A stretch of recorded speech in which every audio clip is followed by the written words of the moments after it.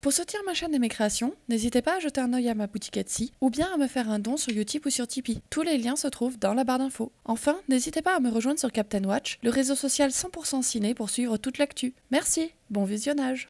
Salut tout le monde, je vous rappelle que durant le confinement je sors environ une vidéo par jour, n'hésitez surtout pas à aller regarder les autres. Aujourd'hui nous allons parler de Lettre à Franco. Lettre à Franco est un drame espagnol et un biopic réalisé par Alejandro Amenábar. Au casting nous retrouvons Cara Elejaide, Eduard Fernández, Santi Prego, Luis Bermejo, Patricia López Arnals. Espagne, été 1936.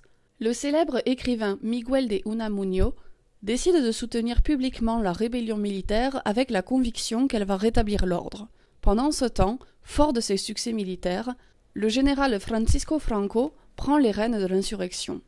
Alors que les incarcérations d'opposants se multiplient, Miguel de Unamuno se rend compte que l'ascension de Franco au pouvoir est devenue inéluctable. Je préviens d'avance, je ne peux pas être objective sur ce film. J'en ai déjà parlé plusieurs fois sur cette chaîne, mais je suis en effet une petite fille descendante de rouges. Les rouges espagnols qui étaient donc les républicains, anarchistes, communistes ou socialistes, qui ont été tous, ou la plupart en tout cas, condamnés à mort par Franco et ont dû s'exiler. Tous les films qui touchent donc à la guerre d'Espagne me touchent donc directement et profondément, étant donné que ça a trait à mon histoire personnelle et familiale. Le sujet est pour moi trop dur et trop personnel, donc forcément j'ai ce biais-là, prenez-le en compte pour le reste de la vidéo, peut-être que ça va jouer sur certains de mes avis. Une première critique que je pourrais adresser sur Lettre à Franco n'est pas tant dans le film en soi, mais plutôt sur sa distribution en France. En effet, le film s'appelle Lettre à Franco, alors que son titre original est Mientras dure la guerra. Mientras dure la guerra, ça veut dire pendant que durera la guerre. C'est une phrase qui est très importante, étant donné que c'est la phrase d'intronisation de Franco qui devait rester au pouvoir, Mientras dure la guerra, jusqu'à ce que dure la guerre, qui en fait est devenu, bien évidemment, on le sait, un dictateur. C'est d'ailleurs fou de voir que durant les grands dictateurs de la Seconde Guerre mondiale, on parle très souvent de Hitler, on parle très souvent de Staline, mais on parle beaucoup moins souvent de Mussolini et encore moins souvent en France de Franco, alors que Franco est resté au pouvoir jusqu'en 1975. La dictature espagnole a duré jusqu'en 75. Je sais pas si vous vous rendez compte de la durée et de l'atrocité de cette dictature qui en plus a impacté directement de nombreux Français, étant donné que les Espagnols se sont réfugiés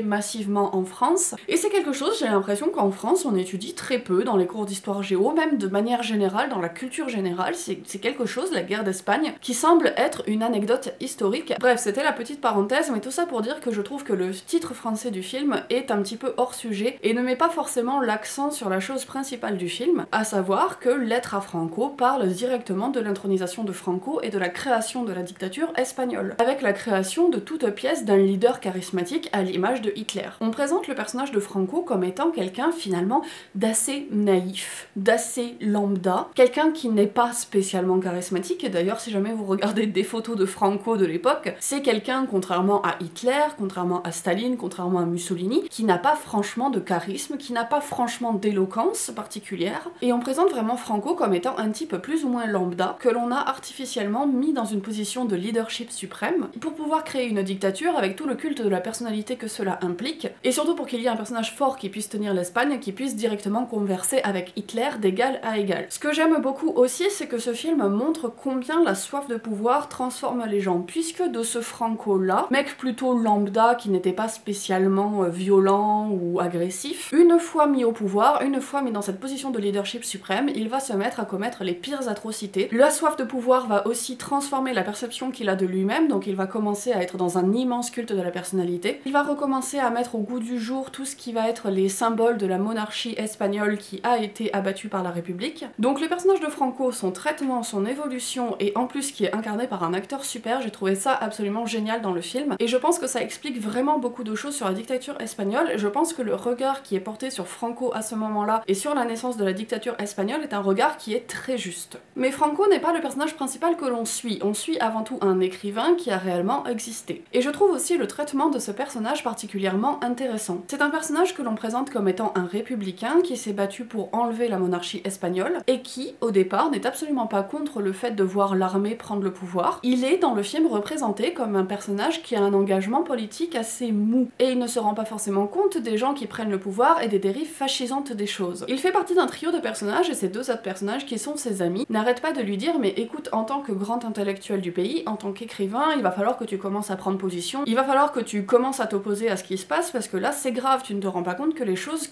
sont en train de nous échapper et que là on va retomber dans une guerre, et lui, là non mais vous voyez le mal partout. Sauf que le film prouve bien que c'est ce genre de paresse intellectuelle qui petit à petit laisse la place justement aux dictateurs de s'installer. Et ça j'ai beaucoup aimé parce que je pense que c'est vraiment le propos principal de Lettres à Franco, de prouver combien la lâcheté, l'entre-deux, laisse la place aux extrêmes fascisants pour pouvoir s'installer en toute impunité. D'ailleurs, quand le personnage principal commence à réagir, quand il commence enfin à s'opposer au régime, il est déjà trop tard, tout est déjà mis en place. C'est vraiment un discours qui est à entendre, surtout à l'heure actuelle où en Europe, toutes les dérives d'extrême droite fascisantes très fortes commencent à se réémerger. Je pense qu'il est bon de se pencher dans le passé, de se pencher sur la naissance des dictatures du passé pour essayer de comprendre un petit peu ce qui se passe aujourd'hui et éviter qu'on court à la même catastrophe. Au-delà de ça, Lettres à Franco est un biopic qui est assez classique. La mise en scène n'a rien de subtil, n'a rien d'original. Pour vous donner un exemple, on est dans le cabinet d'écriture du personnage principal, on a un mur qui est couvert de photos et au milieu du mur, on voit un cadre noir avec la photo d'une jeune femme encadrée de noir. On comprend donc que cette jeune femme était sans doute sa fille ou bien une de ses amantes et que cette personne est morte et que c'est quelque chose qui lui pèse. Mais histoire que le film nous fasse bien comprendre que ce cadre est important et que l'on n'ait pas raté ce petit détail subtil, il y a juste après un gros plan avec un zoom sur le cadre. C'est le genre d'effet qui moi de toute façon me gonfle dans n'importe quel film, mais là c'est vrai que c'est extrêmement présent dans Lettres à Franco. C'est tellement un film qui veut faire passer des messages qu'au bout d'un moment il finit par les matraquer. Contrairement à Radioactive dont je vous parlais dans une précédente vidéo, Lettres à Franco est hélas un de ces biopics qui ne brille pas par sa mise en scène et par sa personnalité. On est vraiment dans un déroulé qui est classique, qui se contente avant tout de raconter une histoire et qui va droit à son sujet. Pour autant, étant donné que c'est un film qui a une vraie position politique et qui a une vraie envie de faire passer un message, ça me dérange un petit peu moins dans ce cas-là que la personnalité n'est pas forcément de mise en scène, parce que ce n'est pas un biopic qui pour autant est fade. Bien au contraire, sous ses atours très classiques, Lettres à Franco se révèle être extrêmement intéressant. Sur ses analyses politiques, sur l'histoire de l'Espagne, qu'en France on a du mal à redécouvrir, qu'on a du mal à s'approprier, et je pense que ce genre de film est important à voir en France pour connaître l'histoire de nos voisins, ou même pour certains Français descendants de Rouge pour qu'ils puissent connaître une partie de leur histoire mieux. Sous ses décors très classiques et formels, Lettres à Franco se révèle être plein de bonnes surprises, avec des bonnes intentions,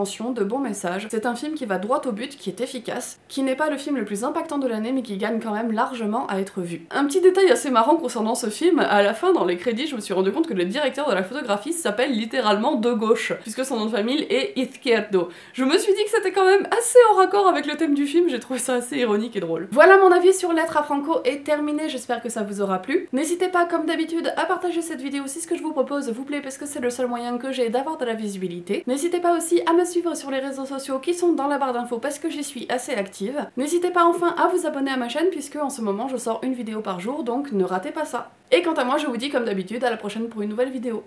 Salut!